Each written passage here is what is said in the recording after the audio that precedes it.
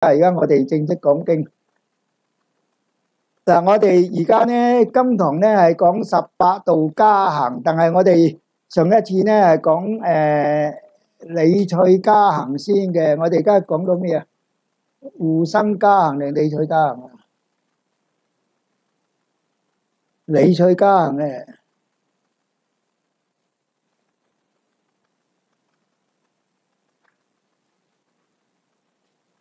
理趣加行啊，理趣加行啊，隔離嗰頁就係理趣加行。而家講緊理趣加行，我哋講完理趣加行先至講18道加行啦。咁啊，呢一個咧，我哋咁樣嘅教法咧係日本冇嘅。日本咧，如果你去日本學咧，佢係要求你就每一個加行就去一個禮拜，咁咧就揾個人教你。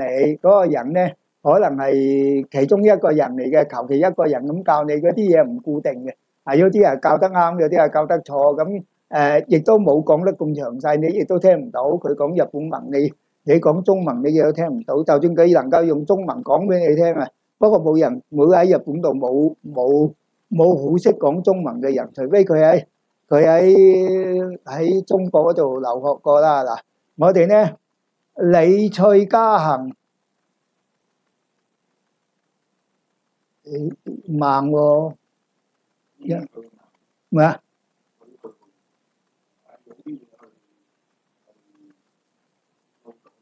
但係我頭先講佢又好直接嘅喎，係咪你個嘢改咗佢就慢咗咧？唔係，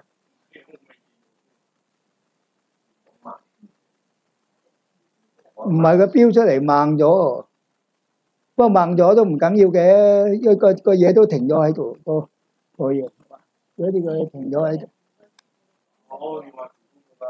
唔係，佢冇所謂嘅，人哋都，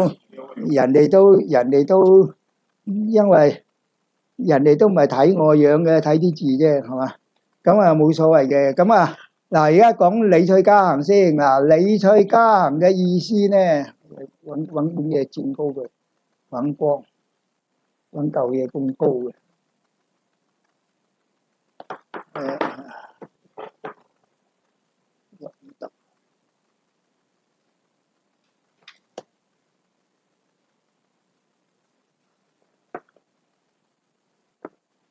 呢個唔得，要佔到咁高喎，有個書架就好。書架呢？揾唔到書架，書架下底有，你揾個嘢佔高佢先啦。即係咁樣咧，有冇經架？唔係呢個唔得嘅，呢個是但啦，就咁揸住先講住先啦。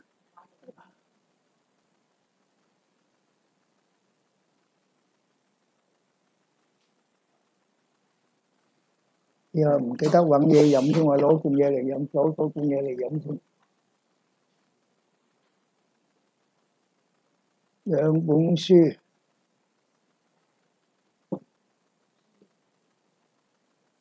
得呢本唔得，書太牙定啦，書太牙定你冇位啊，唔得啊，書太牙定啊，牙到個位佢。聽你講呢嘢揸，呢嘢，得，算啦。因為佢呢個光，一係就啲眼光管咧有冇問題？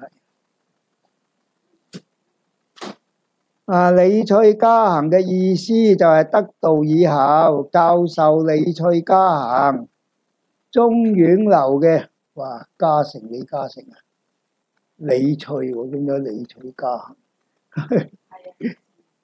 因為佢攞罐嘢飲啊，因為佢唔識咩叫理趣經啊嘛，你攞。所以咧呢一段嘢咧，我哋第日可以整一段嘢再冚落去嘛。咁啊易搞啊。當然理趣佢都唔知乜叫理趣啊，係嘛？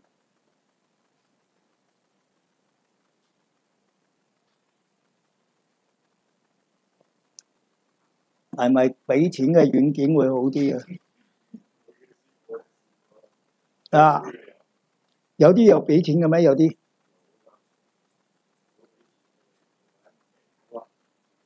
好，理趣加行嘅意思呢，就係得道以後就教授理趣加行，教授咗呢一個理趣加行先做護生加行係嘛？教授咗理趣加行先做護生加行，所以呢，我哋呢喺日本嘅規矩呢，就係要做18道，4加行呢，其實係18道加行。咁金剛界加行、胎藏界加行，咁跟住呢就係呢一個護摩加行。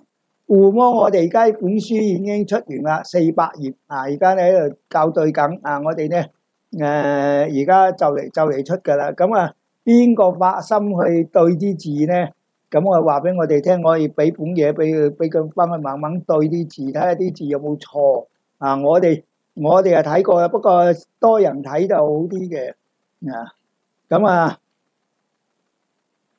好容易即係喺電腦嗰度 copy 一個咁拎翻去慢慢對啲字總係要多啲做嘢嘅。理趣所以呢4個加行，即係叫做全4個加行啦。咁你喺日本嘅時候呢，你要學呢個4加行呢，佢係3月得道嘅。3月得道呢，就係當然啦，你喺3月之前或者3月之後都得啦。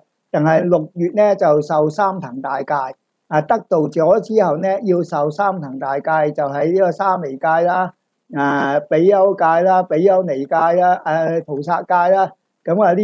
呢個三騰大戒，三騰大戒受完之後呢，佢就會俾摺紙你，俾6張摺紙你。受完三騰大戒呢，佢俾摺紙你，摺紙就係6張摺紙，6張摺紙。本嚟第二度嘅做法呢，就係4加行嘅啫。前面嗰啲全部唔得，差啲。全部嗰啲做法呢，就係第二啲流嘅做法呢，就係4加行嘅啫。4加行就係4加行，但係中院流呢，就加多呢個理趣加行同埋護生加行，即係未做。所以我哋呢係要做90日。而家佢呢度寫啲日數呢，17日咩幾多日幾多日啲係唔準嘅，即係以我嗰個表為準，因為嗰個表呢係做90日，90日呢就係4加行就加行呢就14日，正行呢就7日，即係21日啦。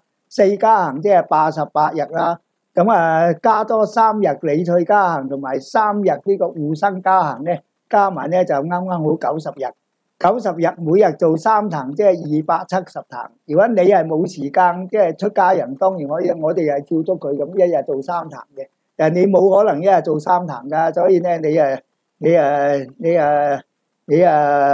做完之後呢，你即係總言之剔橫佢，即係做滿個數就得啦。好似一日做2、3騰，有時做幾騰。點解要做4加行呢？因為唔做4加行嘅時候呢，你係得個皮毛嘅啫。即係以前我哋同唐朝到最嬲尾，即係總之啲未有4加行之前，我哋係做個皮毛嘅啫。念準提即係啲尊啲娑婆呢啲，全部都係皮毛嚟嘅，即係佢未曾規劃化。呢個4加行呢，就係應該喺日本嗰度整出嚟嘅，即係去到日本先整出嚟嘅，即係有4加行。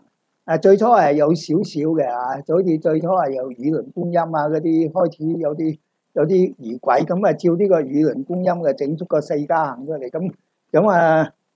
所以有咗4加行呢，呢個呢就大家可以照住嚟做。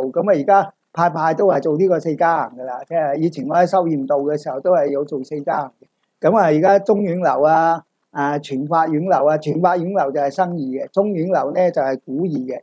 我哋古義中院流呢，因為呢個弘法大師呢住喺中院，住喺龍光院龍光院又叫做中院，所以叫做中院流所以叫做中院流。所以我哋正式攞弘法大師啲嘢。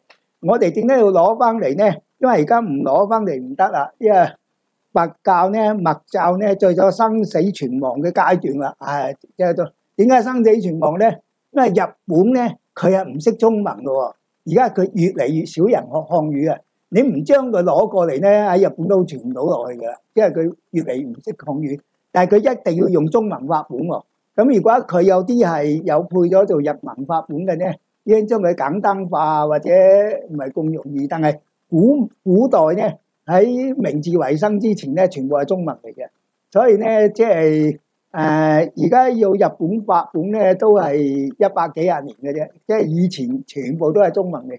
所以我哋睇中院劉聖教全部中文嘅，睇真言宗傳書全部中文嘅，睇圖像部呢個大正藏嘅圖像部全部中文嘅，佢全用中文寫嘢啊，中文性啊。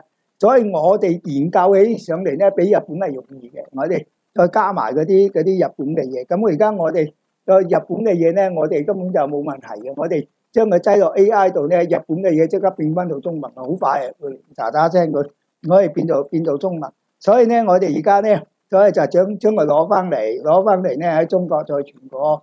咁啊，所以咧嚟到中國嘅時候咧，我哋就提倡在家人同埋出家人要分開，因為唔分開你係冇辦法做嘅。所以一早咧，我已經話俾阿豐旭聽啦，青龍呢個青龍子啊，青龍子咁話豐旭聽要傳法嘅時候咧，一定要在家人同埋出家人分開。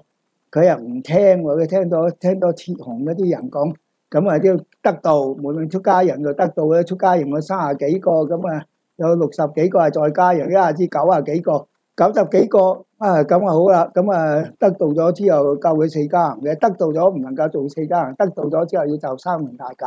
我諗你一定冇受三輪大戒，但係你要搭衣嘛，出去搭衣啊，出去整嘅。我哋在家人，譬如你係在家人嘅時候咧，我哋着方便袈裟啦，但係出家人要搭衣啊，着海青啊，着袈裟啊，咁做嘅，已經係唔違法嘅啦。啱啱你咁我，如果你係做完四家行，咁我最尾要灌頂嘅時候，90幾個點灌咧？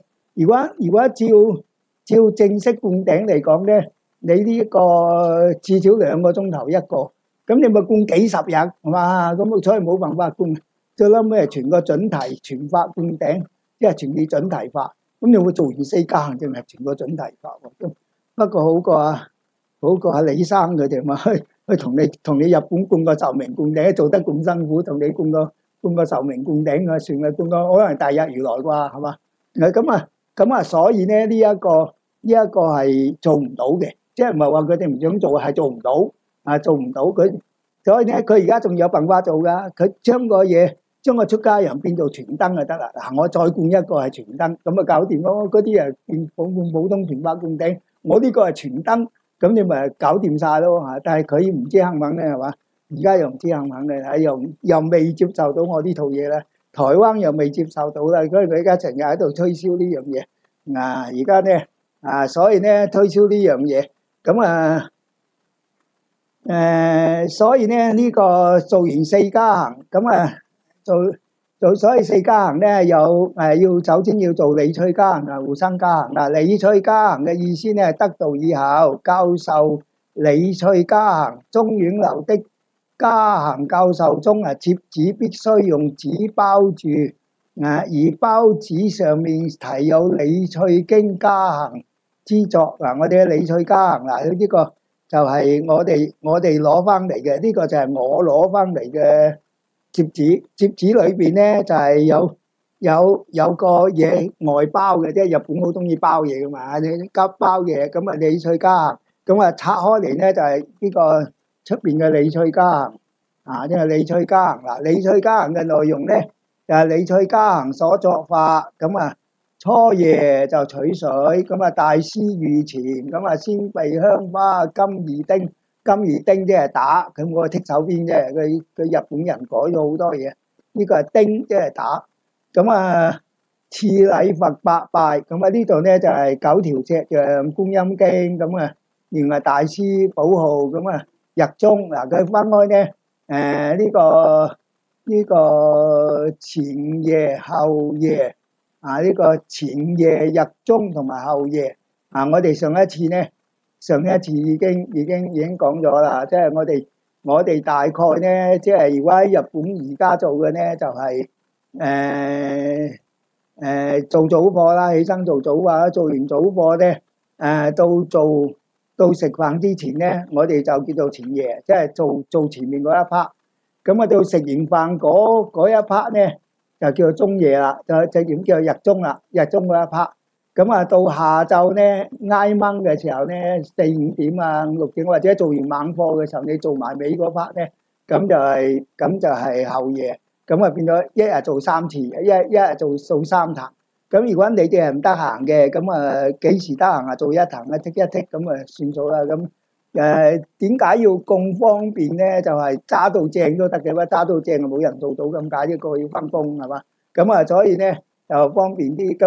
咁方便啲嘅時候咧，表示你哋第日修行咧要加倍努力先至同古人共好感應咯。因為古人嗰啲一做就得，因為古人一做咧係50日嘅，50日加行佢做一個要3年啊，因為做一個加行就270日，做一個加行，你嘅做成3年先至做得晒。你而家係90日，咁啊梗係唔同啦。所以越嚟越少人收得到就咁解啦。不過做完之後你可以加倍努力嘅，咁冇所謂嘅。接紙必須包裹，用紙包住，包住上面寫咗李翠嘉行所作法中遠嘅表示。呢度咧就係隔離嗰課咧就係呢個隔離嗰個睇下先呢個呢個睇得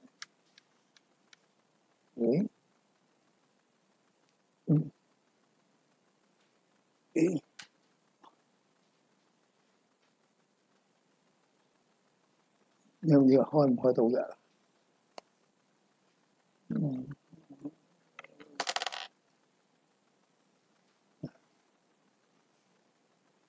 喂，開唔到啊！肥仔喺邊？開唔到一陣先啊！開到，用手開。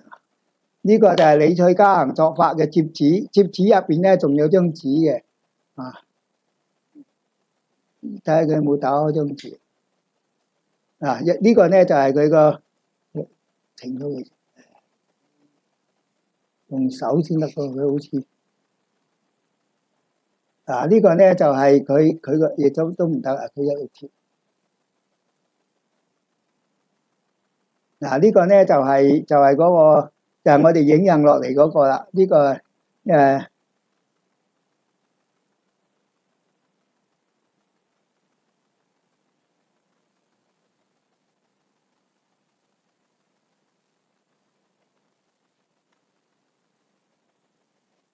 得啦，由得佢啦。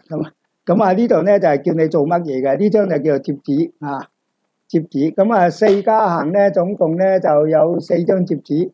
加行咧就唔係正行，加行咧就正行咧就係做嗰本正式嘅本。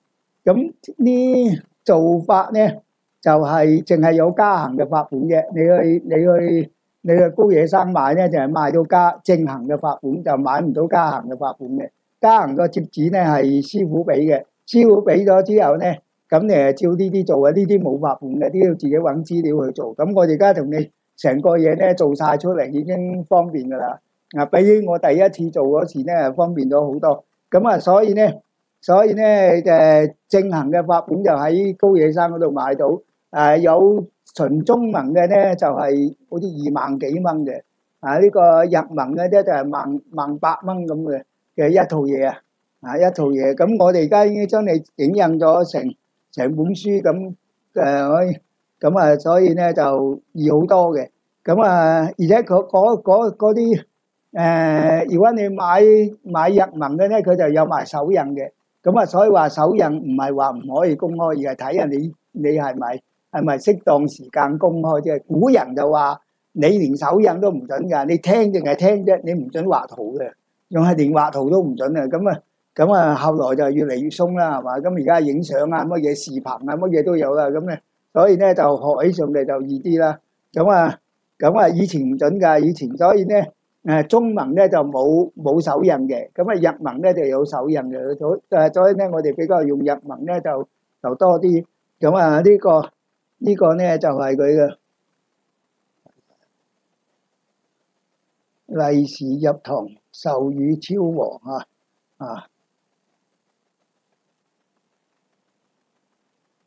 咁啊授予個柯些尼，咁啊簽個名落去，咁啊呢個授予乜乜，但係授予乜乜名就呢一個呢個超和我哋係平成嘅嗰時，我哋係平成19年嘅，所以咧呢一個接旨表題所提到的中遠流，代表中遠流明算上任。中遠流呢就係10721年嘅到1106年嘅明算上任呢，中遠流裏邊開呢個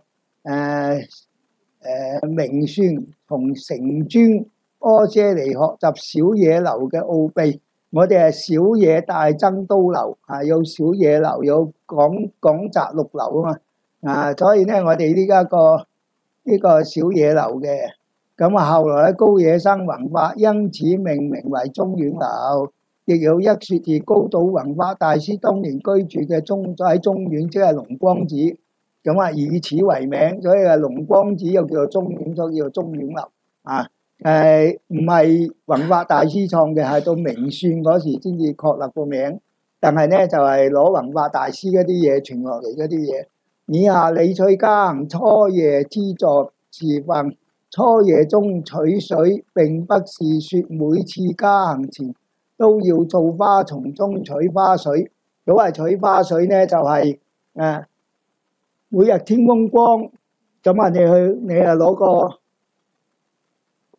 攞個盤啊，我諗最好係攞把遮去打啲花嗰啲，即係嗰啲露水啊，呢啲露水沾喺啲花啊啲木嗰度，咁啊未落到地下嘅，所以咧會跌咗落你個盤裏邊，咁嗰啲咧叫做花水，攞花水，咁呢個表示清淨嘅水咁解。咁如果你係現代嚟講咧，就礦泉水就得啦，即係你蒸餾水唔得，蒸餾水應該係死水嚟嘅，所以連大悲咒啊，全部都係用礦泉水。礦泉水係喺礦泉嗰度自己就裝出嚟噶嘛，所以礦泉水咧就清淨啊，礦泉水就比較清淨啲。咁啊，所以咧如果你係真係要好古法嘅咧，你嚟問我哋攞鎖匙開個井啊，井花水1月、1、2月、3月、3、4月4都係最清淨噶啦，即係打翻啲水出嚟然後你可以翻屋企慢慢用，就唔係每一次都要嘅。你裝一大樽，好似我哋灌頂咁啊！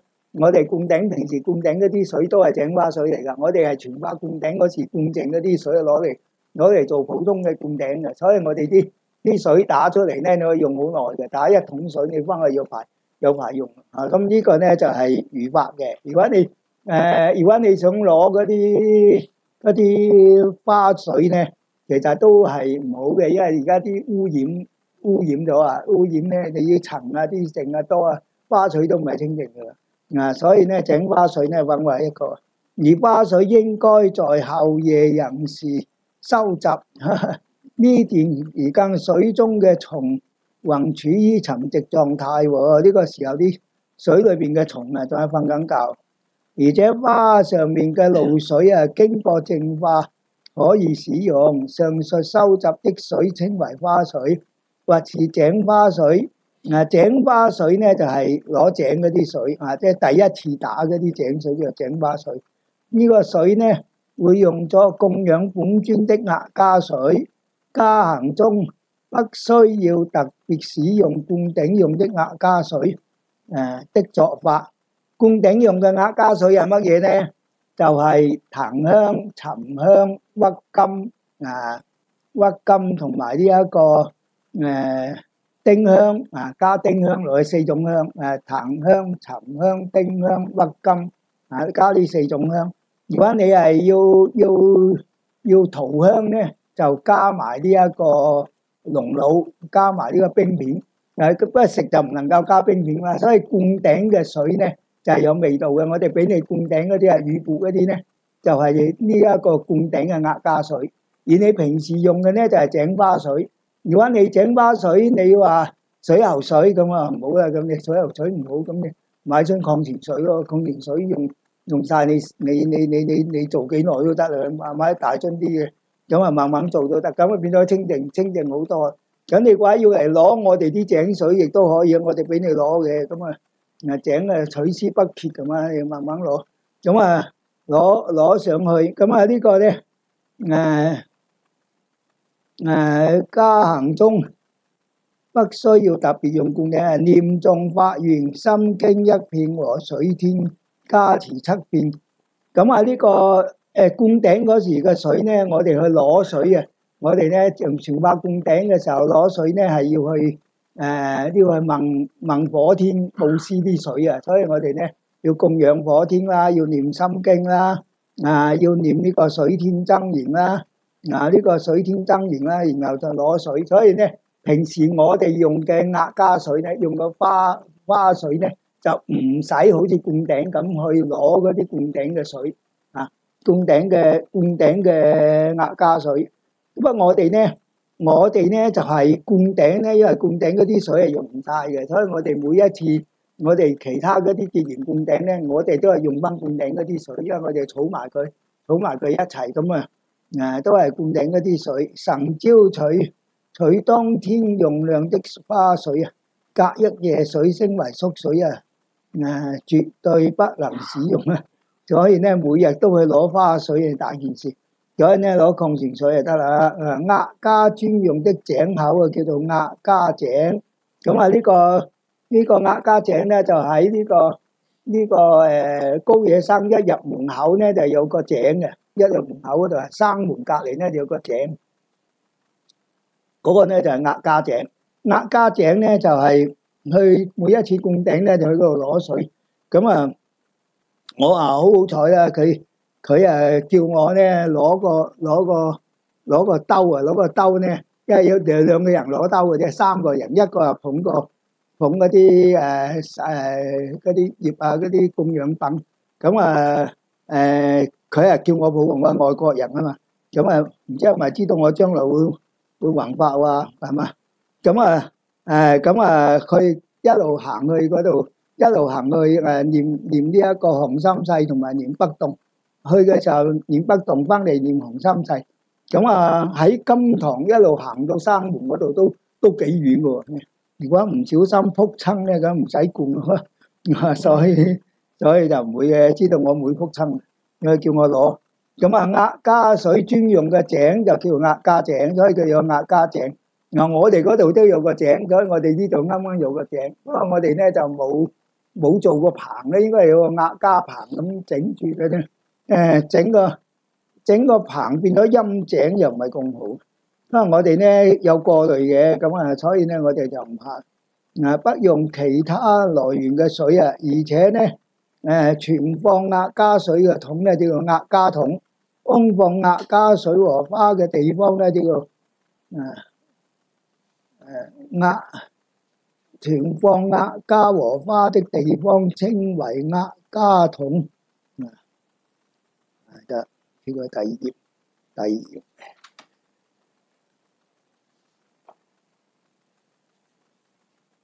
大師御前嗰度呢，攞完之後呢，取花水啊，理趣經所作法，即係16頁啊。取花水呢就係咁取噶啦。咁啊，大師御前啊，點解呢？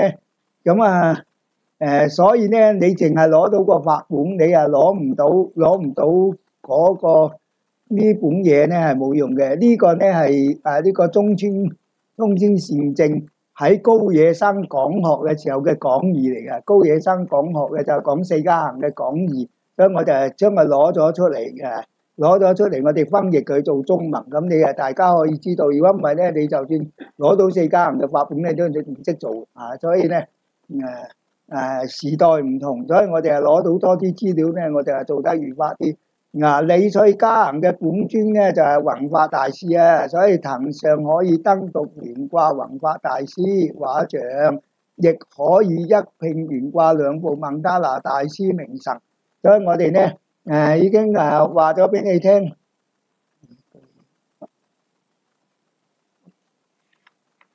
我哋呢已經話咗俾你聽啦。呢個掛呢個呢，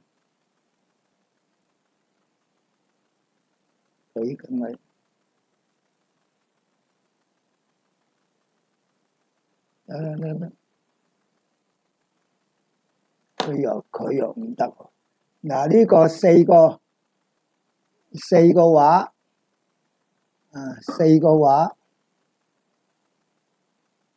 呢個就係大師呢個就係明神呢個就係胎藏界，呢個係金剛界，所以4個畫咁樣掛。所以我哋咧4個畫咁樣掛咧，呢個係正式嘅。我哋已經係印咗一個曼達拿俾你哋噶啦，印咗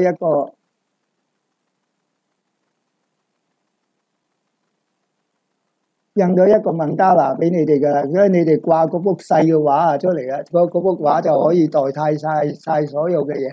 所以咧要弘法大師嘅像咁呢個咧作供養法弘法大師前面嘅緣故所以叫做大師御前先備香花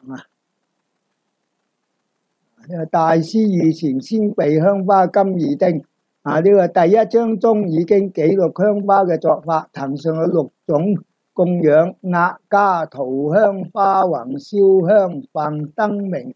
但係由於金剛盤五鼓柱灑水器、灑像、塗香香盒不需使用因此亦不需放置。所以呢，如果做加行嘅時候呢，唔使放住靈主盤嘅，因為你而家呢個係未用到嘅不過你放喺度都冇所謂嘅，即係你成個壇都齊晒啲嘢喺度，咁你唔用啫，唔等於你唔可以放所以呢，呢個放亦都冇所謂。不過喺日本嚟講呢，因為佢做加行嘅人多，咁譬如話你幾十個人做加行，冇幾十套嘢喺日本係好貴，所以呢，佢就有啲又冇嘅，或者佢個手爐呢，佢係用呢個樹枝嘅。咁我哋而家呢就做呢個香印。我哋呢而家講到手爐，我哋係做香印。香印呢，我哋做呢個印有呢個呢啲香印呢，我哋呢個印呢叫做乜嘢呢？叫做中院流中院回盟印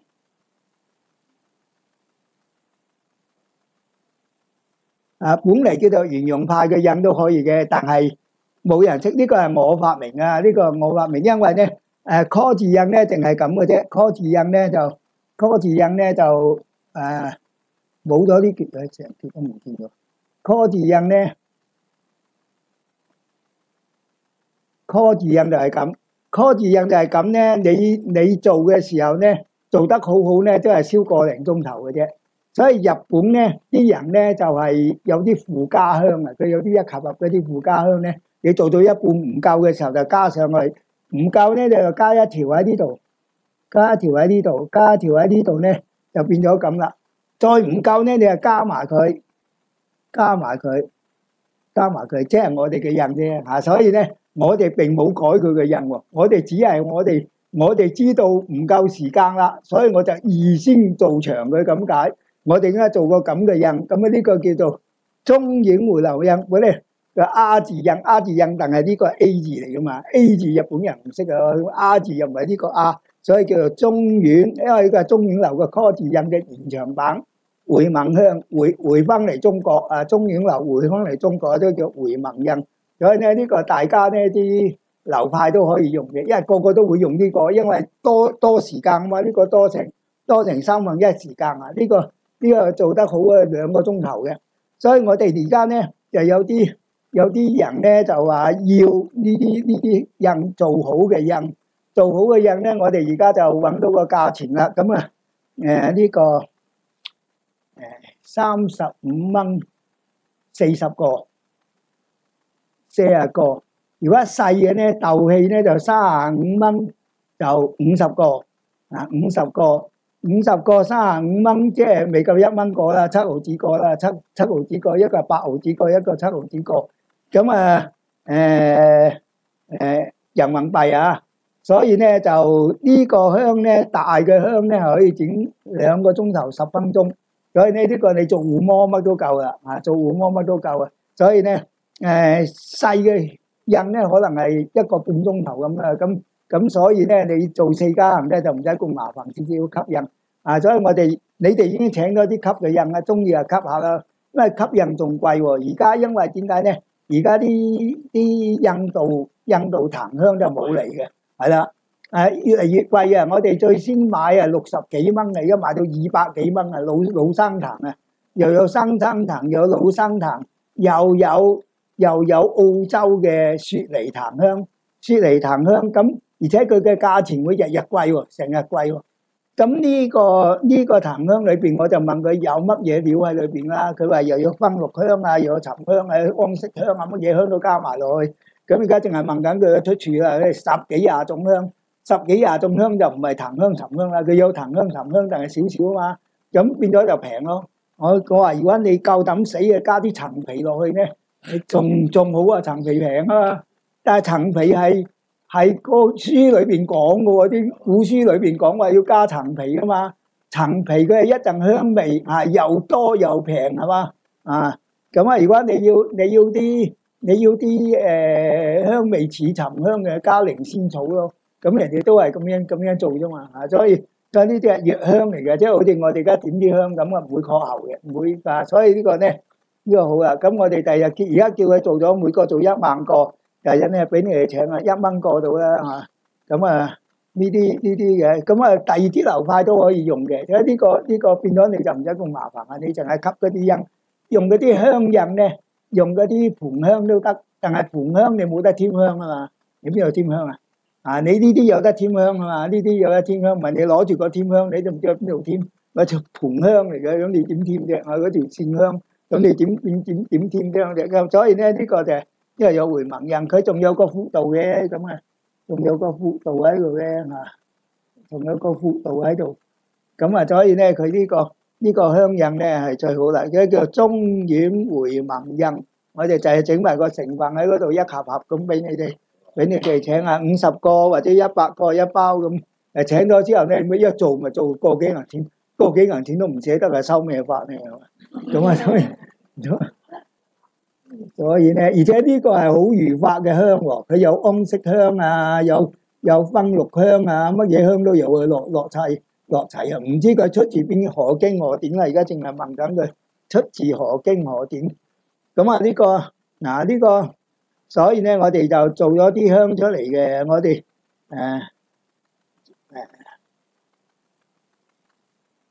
直到胡磨為止啊！星避香花啊，鄧由於金剛本火舍沒有燒香作法，可以直接用手拈添香添名香。避火舍沒有燒香嘅作法，有火舍啦，火舍即係香爐啦，但係冇添香嘅，因為呢個理趣加行同埋護生加行都冇添香嘅，到18度先要添香嘅。所以就冇添香呢個動作，可以直接手拈香加名香可以直接加，但係你呢個如果我哋做咗個印出嚟咧就可以加，冇做到印就唔可以加。你話可唔可以做 call 字印咧？可以，不過少啲用咁解咯。如果你係要影真短嘅，咁你做 call 字印嗰度都有啲啊嘛。嗰度攞啲 call 字印，喺嗰度一大堆 call 字印。call 字印喺嗰度啊，擺咗喺嗰度啊。咁啊，call 字印咧就呢個係點1個鐘頭到啊。call 字係啊，嗱呢個係 call 字印，呢個 call 字印咧大約係點1個鐘頭到啦。呢啲人你哋可以平時可以用嘅，不過呢個 call 字印咁啊呢個點嚟睇下佢香唔香同埋點幾耐呢啲嘢。點1個睇，揾個香爐喺嗰度攞個火車。呢隻嘢點解？你自己做咩？你攞我哋啲香你自己做啊？買有得請咩？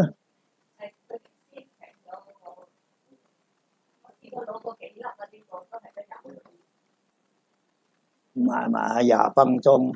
嗰個大嗰個可以點？佢話2個鐘頭10分鐘啦，即係應該呢個細嘅咧，如果做回紋印咧，可以點到個幾鐘頭嘅。先點出嚟聞下啲香嘅香唔香？易唔易點啊？好易點，即係唔夠10分啊得。而家就一個字，而家點？哇！呢個掹都怕，掹香嚟嘅，掹香嚟嘅，幾大煙喎！乜啲香好似好清喎，好清喎嗱，你大家可以聞下啲香啦。呢個咧佢係用呢啲香做噶啦，佢係用啲薰綠香啊、沉香啊、藤香啊嗰啲做嘅。咁我而家叫佢每個做咗1萬隻，即係分批做啦。咁我諗就唔止10分鐘啦，呢個嘢。20分鐘我諗係唔止啊，我諗半個鐘頭以上。20分鐘咧？我諗啊唔止啊。你嗰啲睇下你有冇風吹佢啦，吹佢又少啲。嗰隻所以咧呢個如果呢個香引咧，你就可以添香啦。如果你係得個線香嗰個，線香我可以做成個鐘頭嘅，但係線香你唔可以添香噶嘛，唔如法啊。鹽點香可以先不用穿袈裟，即係你點香嗰時唔使穿袈裟啊。咁袈裟應該與經典和念珠安放在清淨地方。現今的家行道場通常都會設置一個別室，用於上堂集會處所，即係有一個換衫房嘅，即係換衫房你換完衫先至入嚟，要擺開啲，等佢聞聞，擺開啲。唔係呢個真係叫做好味噶啦。如果你話嗰啲用呢啲而家普通嗰啲香咧，佢係用豬料整嘅。豬料係香料嚟噶嘛，阿摩尼亞味啊！你見到啲香有阿摩尼亞味，點解你嘅豬料最平嘅香料啊？最平又最香嘅香料啊！咁你加啲落去，嗰啲買6蚊紮嗰啲香咧，全部都係豬料嚟嘅嚇。咁呢個咧係中藥香，佢就冇咁確鼻噶啦已經。不過個煙好似大啲嘅，仲可以個煙仲可以細啲。個煙細又唔易發啫，菩薩聞香噶嘛。冇香味，呢個香味都幾好啊！冇落層皮啊，佢落唔夠多層皮。火蛇可以先唔使着袈裟，袈裟應該同經典一齊。所以我哋而家在家人做嘅咧，我哋係着方便袈裟。方便袈紗咧應該係午衣嚟嘅，午衣係下裙嚟嘅。好似呢件咧就係方便袈裟啦。方便袈裟咧，佢午衣咧就係下裙嚟嘅，所以日本嗰啲咧有袈裟帶啦，袈裟帶裏邊燙出嚟咧就係件袈裟嚟嘅，所以因為咧光頭佬受咗戒啊嘛，所以佢係要着袈裟，所以咧應該係成日都鬥緊木嗰時咧都要着袈裟，呢家都着袈，出咗家咧唔着袈裟，點解叫你袈裟不離身噶？瞓緊覺嗰時都要着袈裟咁所以咧呢一個現今家行嘅袈裟就放喺集會裏邊，然後咧迎香之後咧先至搭袈裟，即係點香嘅時候就唔使着袈裟嘅。進入堂內的時候，先以右腳踏進堂，退出嘅時候咧就以左腳，即係入去嘅時候用右腳，出嚟嘅左腳。記住咧，右進左退，即係右出嚟嘅時候咧就左腳，入去嘅時候就右腳。呢個係規矩嚟嘅，不過大部分人都係咁啦，除非左右啦，係嘛？左右嗰啲人咧，大部分人行先舉腳都係右腳入先。咁呢個咧，到達堂前先五體投地3禮，五體投地個最莊重敬禮的頂禮方法。唔喐喎，我要作法次第。就先右膝左膝，右走左走，即係咧跪喺度咧，首先就右膝着地先，然後就左膝，跟住係右走，咁左走。呢個一定錯啊！左走右走，佢一定錯，佢唔識噶嘛。咁所以咧最莊重敬禮嘅方法，而家定係 AI 咧，佢係唔識呢個默中嘢嘅，所以你叫 AI 畫嘢咧，佢係畫唔到默中嘢。咁啊，照阿鐘嘅理解咧，就係要請一個大數據翻嚟啊，教佢嗱呢個就係六共杯，咁啊第日咧教下咧佢就識，唔係佢唔識東麥啲嘢，顯教嗰啲嘢佢畫到啊，定係東麥嗰啲嘢佢畫唔到嘅，因為佢唔識啊嘛，所以你要教識佢，然後咧就大家可以用啦。喂，你想教教 AI，你唔識又講我下啲，隨起唔係靠我邊得啊？所以咧就本嚟咧嗰啲 AI 咧可以畫畫嘅，譬如我哋而家啲受歡迎嗰啲咩靈界之謎前世之謎呢個天界漫談呢一個靈界的生命嗰啲可以叫佢畫 AI 嘅。AI 畫畫咧就可以改，可以叫佢改嘅。咁但係咧 AI 畫畫咧，阿鐘就話要成幾萬蚊嗰啲硬件啊，咁啊，然後咧佢就叫佢改啊，叫佢成啊。咁我而家咧就話，如果你係出邊嘅有啲人係專門做呢樣嘢噶嘛，你咪叫嗰啲出邊嗰啲人專門做咯。可能一套100-200蚊啩，咁你咪俾佢咯，俾佢叫賺錢噶嘛，俾佢做咯。你可以理論上可以自己做嘅，但係自己做要時間噶嘛，你得一隻手，你有10套影片啊，你幫10間公司做，咁你一齊畫起咯。咁呢個快啊嘛。如果你等到你畫晒，我而家成千幾套片，等到你畫完啊，都幾世啦，係嘛？所以咧呢一個自己可以畫，但係咧叫人哋做亦都係一個辦法。而家要問下幾多錢啊？咁啊，第日咧就變咗好啦，即係唔使睇我貓樣，淨係睇一啲畫啊，咁你好開心啲啊嘛，係嘛？成日都睇到我貓樣咁啊！呢個咧進入堂內左走右走啊，最莊重嘅方式作次第二兩掌向天，咁啊呢個向天，咁啊呢個兩隻手就向天，兩隻手向天咧就表示咧唔係向天，兩隻手咧就搭喺佛陀嘅腳面嗰度呢個五體投地站立的時候次序為以上的逆轉，即係站立嘅時候咧就係左塞起先，咁跟住係右塞跟住左走，跟住係右走。呢個乜嘢？呢個鐘鐘係咩？呢個香印佢聽到，哇！點睇幾耐？哇，咁細啦，嚇死人咧！攞兩個香爐過嚟點睇幾耐？哇！呢個咁細粒，一個字啊！唔係你攞過嚟先啦，攞個。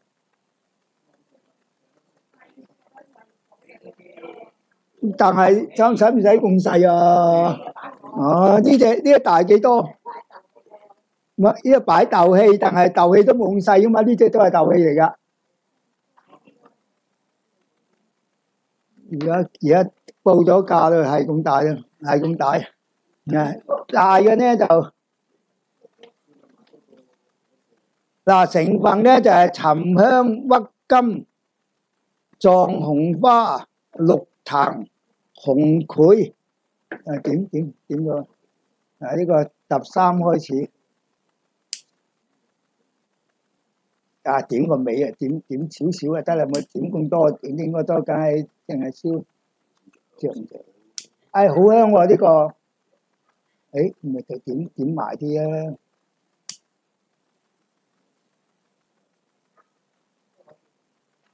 好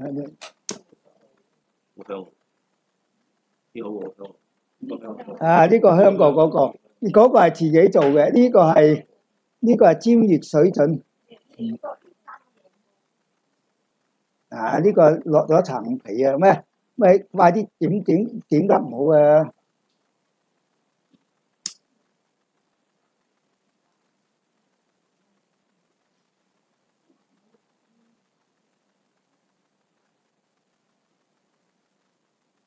呢個咧就係有，攞嚟啊！哎呀，點香都唔識，梗係咁樣點噶嘛，要點個頭啊嘛。點香係應該攞起嘅，攞起點着佢先放落去嘅，就唔係就唔係喺嗰度點嘅。如果你係自己吸香品咧，就應該用線香點嘅。但係呢個咧，呢個嘅要點着佢先放落去嘅，唔係佢唔着嘅。咁啊點着佢，然後揈一揈佢。哎呀，呢度有着，着埋隔離。揼衫嗱，你睇下呢個，啲香味就幾好，好過嗰個。嗱，呢個有沉香、鬱金、藏紅花、綠檀、紅檜。呢個咩柏啊？扁柏、紅柏，呢個咩綠柏啊？呢個咩柏？崖柏啊？係咪生崖個崖啊？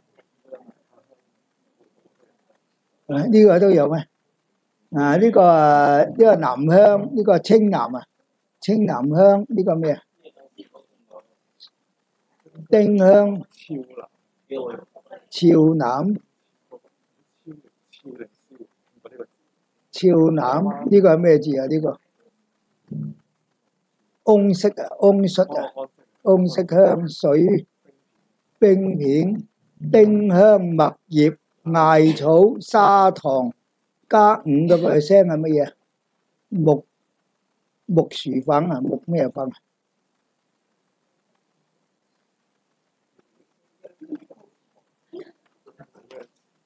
啊？呢個啊成分啊，唔係木咩粉啊？最嬲尾個咩字啊？唔識啊！睇啲文化水準高啲咧，佢睇下佢識唔識嗰個咩字？木咩粉啊？最嬲尾個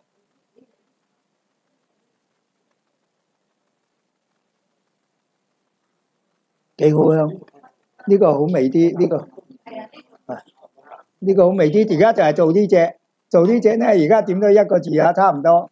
咁啊，睇下佢點到幾多個字，我諗點到半個鐘頭以上。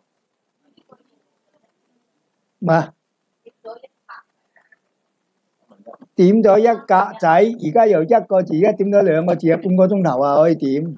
係啊，你呢度冇風啊嘛，你屋企有風啊嘛。你屋企有風啊，你開空調，同埋你對住個窗口咧，佢點快啲嘅。嗱，呢度由揼1開始點啊嘛，呢個係揼3開始點，嗰個係揼1開始點，揼1開始點，而家已經3個幾字啦，點呢個可以半個鐘，嗰個就超過半個鐘啦，嗰個。呢個進入堂嘅時候呢，次第咁啊兩掌站立時候次序為以上嘅逆轉。除了頂禮，亦有一種説法係兩手仰掌持花印。兩手持花印呢就係咁啦，有啲呢就係攤大隻手，有啲呢持花印呢就係咁樣樣，即係持花。持花呢兩手攤大隻手呢就係話見到佛陀嘅時候呢係有潑水啊，有啲水喺地下度。咁嗰個牧羊女呢就將啲頭髮就遮咗，唔係釋迦牟尼佛。釋迦牟尼佛咧就因為見到以前嗰個燃燈佛係嘛，燃燈佛入城，咁啊地下有氹水，咁啊所以呢佢就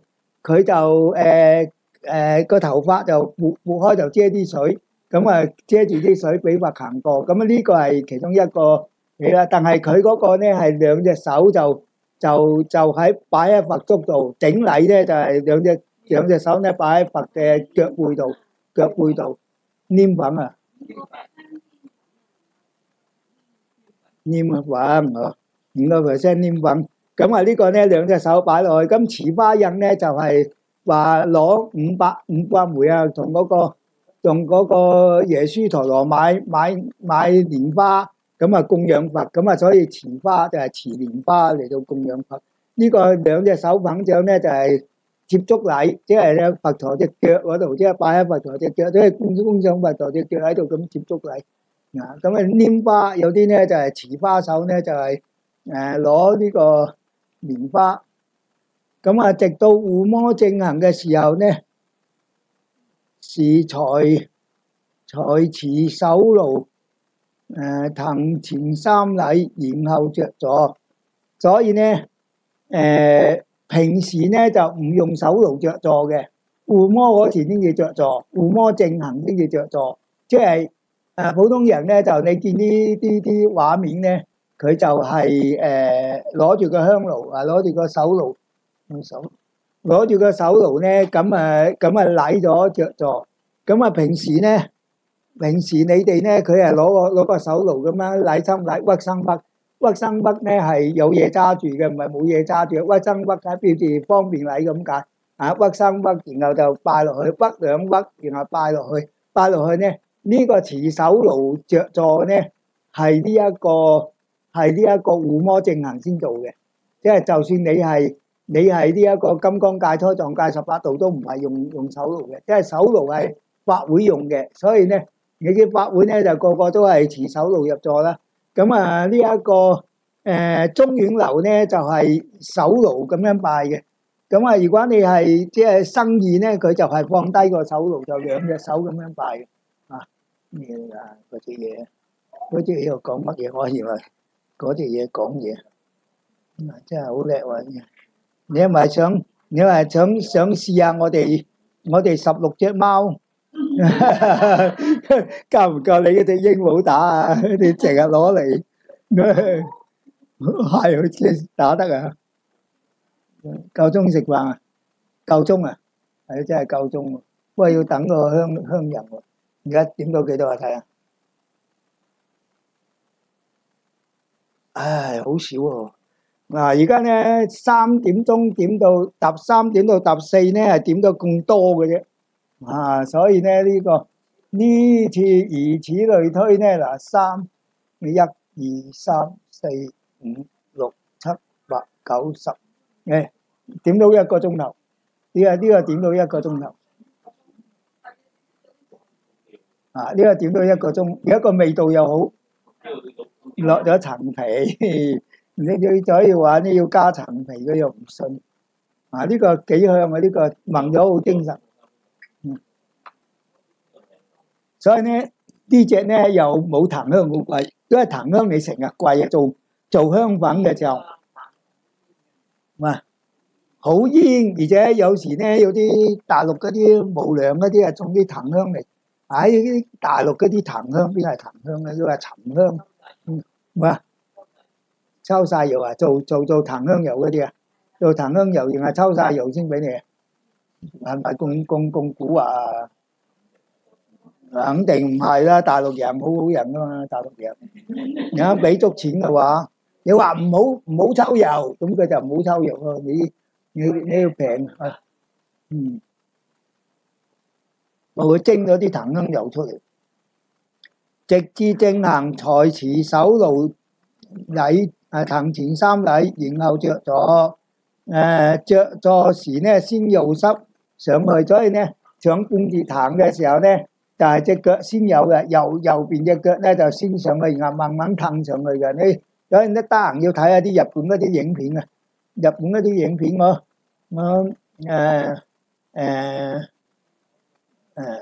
即時雙膝挺直，要個威儀小心坐到袈裟上。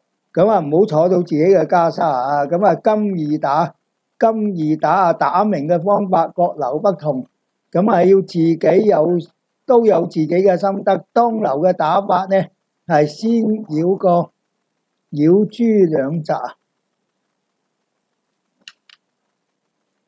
右手就持香爐繞珠兩匝，即係繞個珠兩匝。咁左手持香爐，咁呢個要打爐呢，就明打。移交左手，此時左手手爐，右手取藏木，從打鳴的內側，即係咁樣打，就打呢度，佢呢度打呢度，打呢個方向啊，打呢個方向就唔係打出邊嘅，即係淺教打出邊嘅，密宗打入邊嘅。敲第一下時用力，令聲較大且高。第2下呢力度夠弱啫，第2下咁第1下咁第2下佢細聲啲嘅，即係打2下，呢個係中院五打，5打呢就係話令法久住利益人天咁，咁啊，跟住咧就係呢一個南無毗盧遮那佛，南無呢一個五大明王啊，金剛手菩薩咁係啦。勾打啊，當留手特路作法，都是千繞兩匝。然後咧打是必須。所謂金打係指金打明。加行中不用磬或沙啲啊，不使用磬，不使用磬。日本磬又稱為沙漿或流或比由則等漢語。呢個磬咧就係講呢個我哋叫做磬啊。其實呢個磬咧同我哋嗰個板係唔同嘅，打嗰塊鐵板啊，嗰塊鐵板萬幾蚊喎，萬4蚊喎，嗰塊鐵板。即係有個架，我哋唔係大藤有個架嘅，個中間有個嘢，嗰個叫做板，即係嗰個可以打嘅。就係做加行嘅時候就唔打嗰個，係大法會先至打嘅啫。你喺護摩爐都唔打嗰個嘅，護摩爐係打磬嘅啫。護摩爐你金魚打都係打磬嘅啫。就係呢大法會咧就打嗰個鐵板啦，打嗰個鐵板嗰個明打，嗰個叫做明打。日本咧叫做沙哈利，又稱沙漿而丁嘅意思咧，其實係代表打嘅意思。打完咧，右手接過，左手放回歇機，念之然左手下座。咁呢個咧就係金魚打。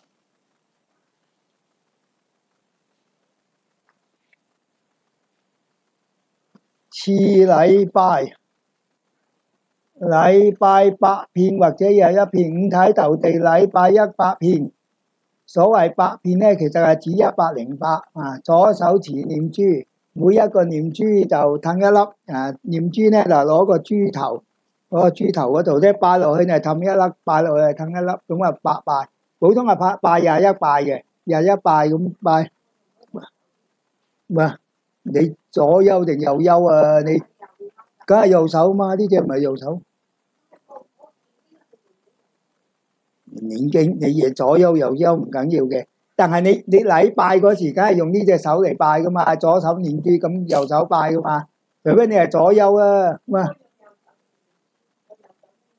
拎念珠咪阻住自己拜咯。即係一般係左手噶嘛，一般係左手揸念珠。咁呢度睇下佢有冇講先。持念珠每拜一次，用拇指數一下，念珠第1和第7係21小珠，不算數，即係有小珠嘅。小珠呢就係細粒啲嘅，細粒啲係唔算數嘅。咁我哋有啲珠呢就係已經分咗噶啦，即係同你整個唔同嘅水晶珠喺度咁嘅，然後分，但係嗰粒嘢係唔計數嘅嚇。咁念珠從母珠到水珠數1遍，然後再逆轉回頭數1遍母珠，咁叫108。咁我哋初度拜21下嘅嚇。依照手中念珠計算數目禮拜，避免計算108嘅錯誤。以前進行禮拜時會使用木珠來計數，但現在以團體式或進行，就會由一名行者代表計數，其他行者跟住禮拜。以前咧就有條大木珠嘅，大木珠日本嗰啲大木珠就係咁要嚟計數嘅。以前咧大家喺度計數，但係而家就算係做大法會都好，都係一個人計數，計完之後打下飲氣咁啊完啦。所以佢呢度冇話左手揸念珠，因為右手揸念珠，由左手算起，因為右手算起，所以冇所謂嘅，你點做都啱噶啦。不過你可能係左優啊，所以就用右手揸念珠。因為普通嚟講咧就係咁樣拜噶嘛。普通你都係咁樣嘅，右手拜，左手揸念珠噶啦。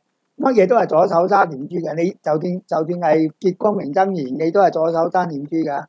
所以你就算係做護摩，你都係左手揸念珠噶，冇理由而家係右手，係嘛？你做護摩都係左手揸念珠嘅。你抌嗰啲嘢，除非係左優啦，咁你梗係咁樣揸啦。如果你係左優啊，咁但係你係右優嘅時候就咁樣揸啦。大部分人都係用右手噶嘛。不過你可能練到左右手都得啦，你識武功噶嘛，係嘛？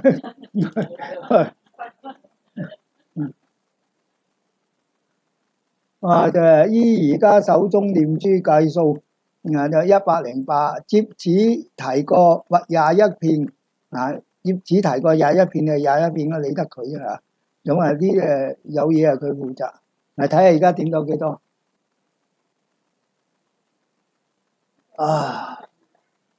呢個咧而家三個字啦，3個字啊點到咁多？哇，個幾兩個鐘頭啊！哇，呢個真係好啊！呢個啦就得嘅啦，就攞嚟嘅啦，唔使驚，唔使驚。有咗呢隻嘢，你就開心啦！呢隻呢個嘢咧，而家就點到25分鐘啦，已經25分鐘2/3，所以你哋唔知20分鐘唔知點計出嚟。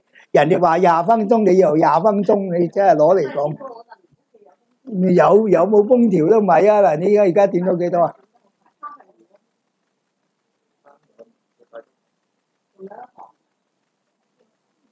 一行咧都點咗2個字到啦，即係點到7個字到啦，點咗6、7個字到啦。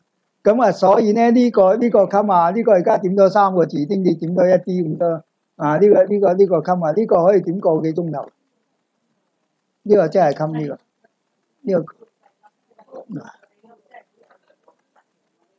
呢個佢唔係呃得實啊嘛，呢個係機做喎。嗰個係人做啊嘛，呢個係人做啊嘛，嗰個機做，佢機額啊嘛，機做啊嘛。係啊，係啦，嗰啲煙都冇佢嗰個咁大啦。呢個因為自己手做嘅咧，就比較鬆啲嘅。行者接旨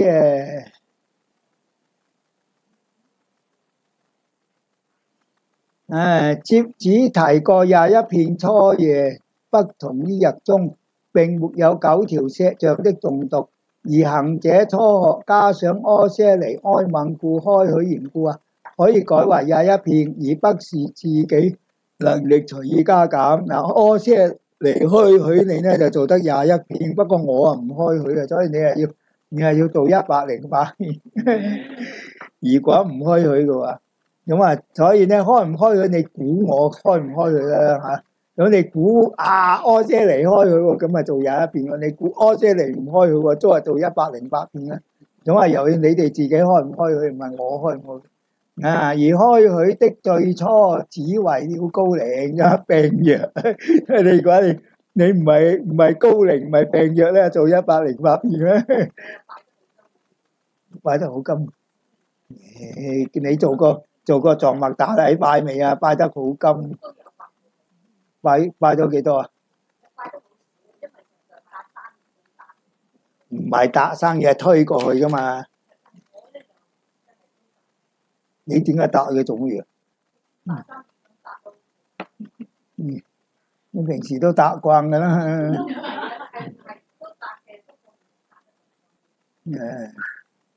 咁呢個咧嗱，總而之就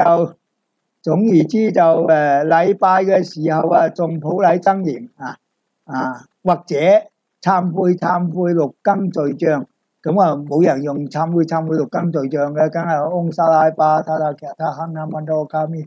咁呢個咧用普禮真言啦，即係呢個咧懺悔六根罪障咧，呢個或者懺悔無量所犯嘅呢個都係有啲問題嘅，就係用普禮真言啦。加行期間不念誦也可以，但可以滅罪生善嘅心去禮拜。如果你即係念得太辛苦，你唔念都可以嘅，就咁拜都得嘅，拜108遍咁就得啦。禮拜完畢，再次着座請威儀9條隻像，觀音經從經題開始誦讀，然後呢般若心經3遍，讀誦經時必須兩手持經，面前動熟。所以日本嘅規矩呢係兩手揸住個經嘅，你見佢所有法會呢都係兩手揸住個經咁樣讀嘅。即係冇人放低個經嚟念嘅，即係佢係好似咁揸住個手，因為佢本經係好細噶嘛，佢係細本嘅，所以佢係揸住個手嚟。不過而家咁大本嘢咧，你揸住隻手嚟念所以咧，因為唔揸住隻手咧，佢會反光啊，所以呢本嘢咧又要晾住你個書架最好。咁呢度呢啲字細啲，不過你你到你真正做嘅時候，你可以影印放大佢，做完之後就唔要。咁啊，呢個做9條尺像嘅時候有搖尺像嘅，但係呢個尺像我哋都有，百幾蚊支都有得請嘅，但係淨係搖9條尺像咯。而且你搖9條尺像係唔違法嘅，因為石像就係要嚟出家人用嘅，因為你冇剃度，冇剃度嘅，冇呢一個冇得道嘅，冇得道你就唔係出家人，唔係出家人就唔用得石像啦。石像係要嚟講狗嘅，即係大支咁要嚟打狗嘅，以前要嚟打狗棒啊，即係講啲狗啊，同埋咧佢有個橫喺度咧就係搖鈴，啲施主咧就會攞棒出嚟啊，我嚟到啦，咁搖下個鈴咁佢就出嚟，所以嗰個石像咧係嗰幾個橫咧係代表搖鈴嘅時候，啲施主就會出嚟啊，我嚟到啦，咁搖下鈴。或者有啲狗撲過嚟，你就打佢或者嚇下佢，咁啊呢個咧啲石像就係咁用。咁呢個咧就係古代嘅石像，即係我哋供頂嗰時，呢個係法門寺嘅法門寺地公揾出嚟嘅石像。但係咧有種水係可以洗銀水啊，變咗佢係銀色嘅。我以前叫廟街嗰啲人揾魔術咧，佢係攞個銅嘅錢咁啊啲嘢洗銀水洗下佢變咗銀色嘅，不過銀色就唔要甩翻銀錢。9條石像無論怎樣讀誦啊，都必須手持經典。日本人有日本人嘅嘢，我哋擺低就擺低啊。一字一句啊，情況像好似次第見到，就係要對次第收啊。所以咧，無論你係點日本啊，無論點幾熟都好，你都要手揸住部經噶啦，即係一念經佢係揸住。但係我哋淺教就冇啲咁嘅規矩嘅，念經念咁長，華嚴經咁你揸住個華嚴經嚟念，咁你係念幾耐嘅，係嘛？大師寶號啊，當留大師寶號將誦時啊，南無大師兄照空喎。計算寶號的數目啊，兩手執持念珠，每誦一個，總數1000片啊，實則為1008片啊。咁呢個咧就係計算呢個方法。而家幾多個鐘頭啊？而家做到咩？差唔多。讀埋呢個啦，或者個半鐘頭。